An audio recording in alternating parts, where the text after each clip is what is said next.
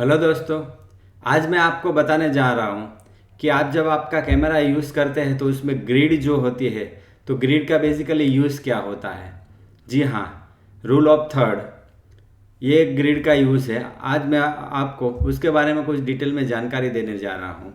आप देख रहे हैं टेकी प्रशांत, तो चलिए देखते हैं। तो सबसे पहले मैं अपनी कैमरा एप्लीकेशन ओपन कर रहा हूँ। तो आप देखेंगे कि इस वक्त मेरा जो कैमरा का इंटरफेस है उसमें ग्रिड ऑन नहीं है।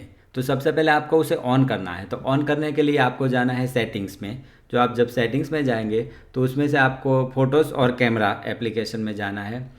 उसमें आप जाएंगे तो यहाँ पे एक सेटिंग्स है ग्रिड, तो आपको इसे ऑन करना है। तो जैसे ही आप इसे ऑन कर देंगे और बाद में कैमरा एप्लीकेशन में जाएंगे तो आप यहाँ पे देखेंगे कि देख रहे हैं कि 3x3 फॉर्मेट में 3x3 3 रो और 3 कॉलम फॉर्मेट के अंदर यहाँ पे एक ग्रिड आ गई है। तो ये ग्रिड का बहुत स्पेसिफिक यूज़ है, आज मैं आपको वो बताने जा रहा हूँ। तो पहला यूज़ क्या है, जैसे अभी मैं ये फ़ोटो ले रहा हूँ फॉर एग्ज़ाम्पल, ओके कोई ऑब्जेक्ट नहीं है, ठीक है, लेकिन आप देख रहे हैं कि पीछे की साइड में मुझे एक लाइन दिख रही है। और तो ये ग्रिड की वजह से मैं देख सकता हूँ कि मेरा जो फ़ोन है वो थोड़ा टिल्टेड है, यानी स्लोप में है।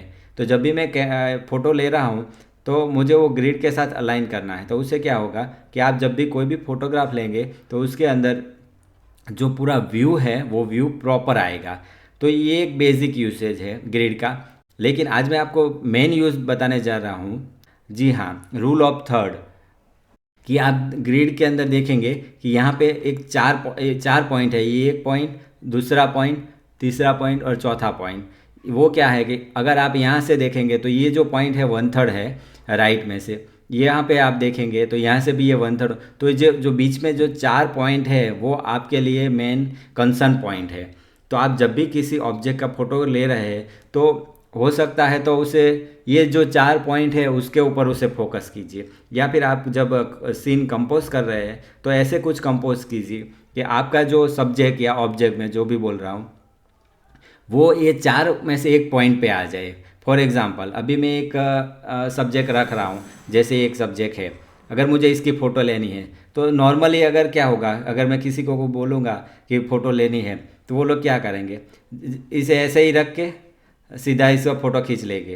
तो आप यहाँ पे देखेंगे कि मेरा जो पूरा ऑब्जेक्ट है वो सेंटर में है। तो इससे क्या होगा कि जो मेरी फ़ोटोग्राफ्स है उसमें इतनी इफेक्टिवनेस नहीं आएगी।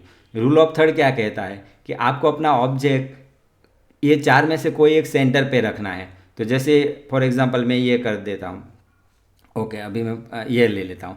तो अभी क्या होगा, जो मेरा ऑब्जेक्ट का जो पॉइंट है वो यहाँ पे आया। तो उससे क्या होगा कि मेरे जो फोटोग्राफी है उसमें इफेक्टिवनेस आएगी। और आप यहाँ पे देखें, जैसे मैंने अभी ये बॉटम वाला पॉइंट यूज़ किया है, ऊपर का जो पॉइंट है आप उसे भी फोकस कर सकते हैं। तो साइड में कुछ स्पेस क्रिएट होगी, वो स्पेस क्रिएट होने की वजह से आपके जो फोटोग्राफ्स है उसके अंदर इफेक्टिवनेस आएगी। अगर आप किसी बच्चे का फोटोग्राफ लेना चाहते हैं तो क्या कर सकते हैं, उसका जो पूरा जो बॉडी है वो ये लाइन पे रखिए, बीच में मत रखिए। बीच में रखने से फोटोग्राफ की इतनी ज़्यादा इफेक्टिवनेस नहीं आएगी। तो या तो आप ये लाइन पे रखिए या तो फिर आप ये लाइन पे रखिए। तो इसका day to day photography, home photography में, फैमिली फोटोग्राफी में इसका यूज़ कर सकते हैं, बहुत इफेक्टिव है। तो आप ये कुछ ट्रिक अप्लाई करके देखिए और आपके फोटोग्राफ्स भी बहुत बढ़िया ही आएंगे। अगर आपको ये वीडियो पसंद आया है तो उसे लाइक कर दीजिए और इस चैनल को सब्सक्राइब नहीं किया है तो उसे सब्सक्राइब भी कर दीजिए। सब्सक्राइब करने के बाद जो बेल का आइकॉन आता है उसे भी टैप कर दीजिए। तो जब भी मैं नया वीडियो अपलोड करूँगा आपको अपने ईमेल में तुरंत ही उसका नोटिफिकेशन मिल जाएगा। आपका बहुत बहुत धन्यवाद।